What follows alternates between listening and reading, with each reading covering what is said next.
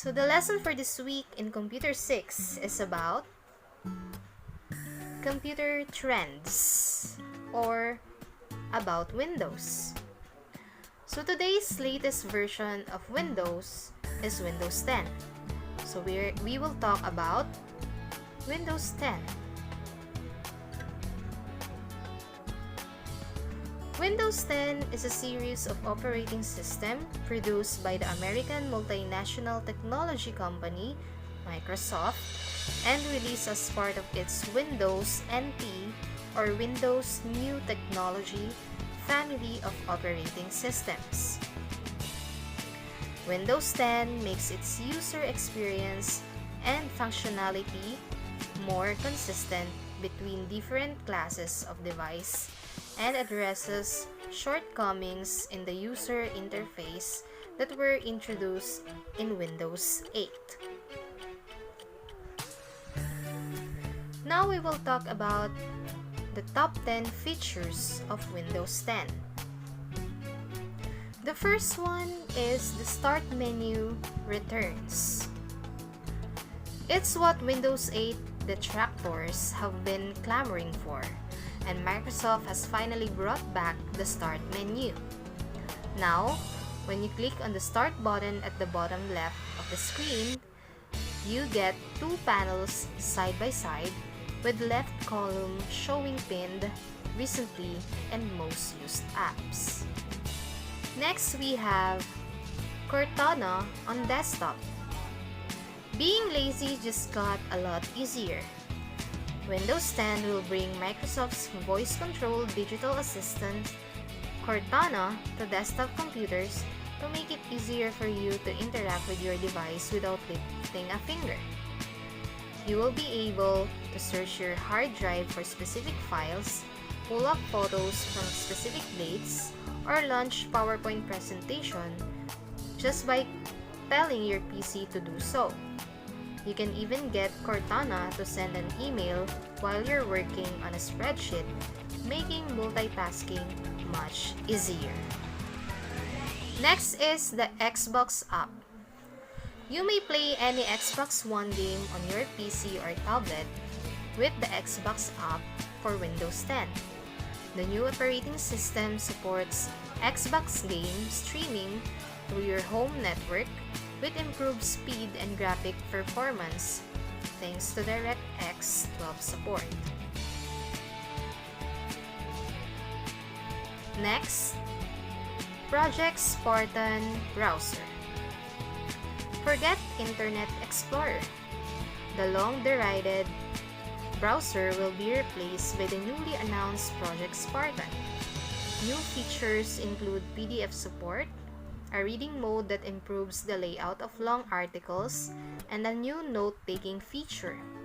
The latter lets you scribble on any page and share your comments with your friends through social media networks via a slide-in menu, so you won't have to leave the browser. Better yet, Project Spartan will feature Cortana support within the browser, so she can pull contextual information from the sites you're on to do things like navigate to a restaurant you're looking up or pull up an upcoming flight time without having to go into your email.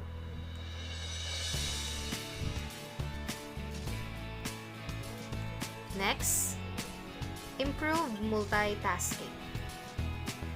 A new multiple desktops feature lets you run another set of windows as if on another screen but without the physical monitor. This is similar to Apple's Spaces feature on OS X and helps you manage your multitude of open windows and apps. Instead of having multiple windows open on top of each other on one desktop, you can set up a whole other virtual desktop for those programs to reside in. Set up one specifically for home and leave your apps such as Netflix and Amazon open, and create another desktop for work on which you keep Word, Excel, and Internet Explorer open. Next is Universal Apps. To make the transition across devices more seamless, Microsoft is introducing a new category of software called Universal Apps, which use the same code but adopt their interface to the device in your hand. The company is also building its own set of universal apps with the OS, including photos, videos, music, maps, people and messaging, and mail and calendar, which all function the same way on tablets, phones, and PCs. The content is stored and synced via Microsoft's cloud service, OneDrive, so you can pick up where you left on another device. Next, Office apps get touch support. A new version of Office apps, Word, Excel, PowerPoint, and Outlook will provide a touch-first interface across phones, tablets, and PCs.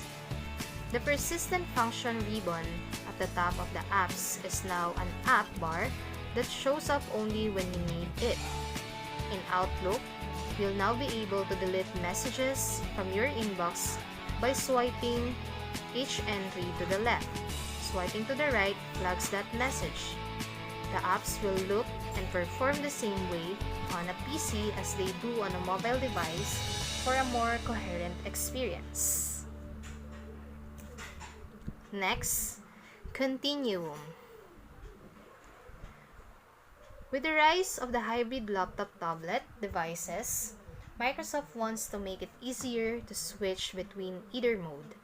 The system will detect if you plug in a keyboard or mouse and switch modes for more convenient interaction.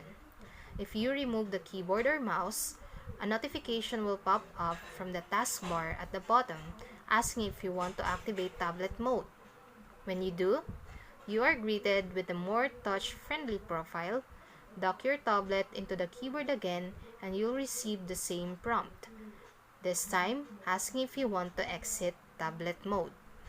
Next is the Action Center. Windows 10 will provide a new way to look at all your notifications in one place.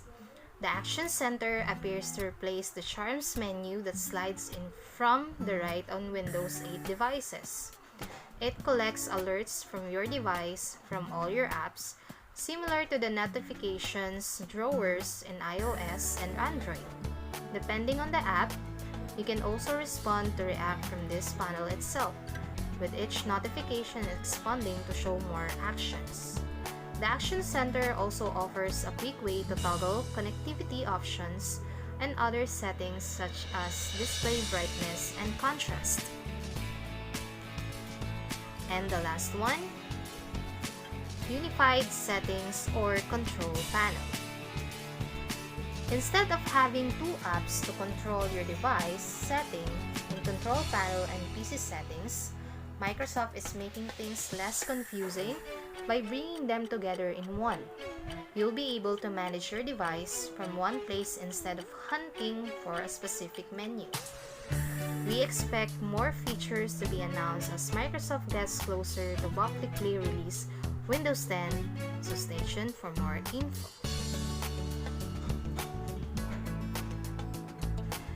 So that's all for this week's lesson in Computer 6.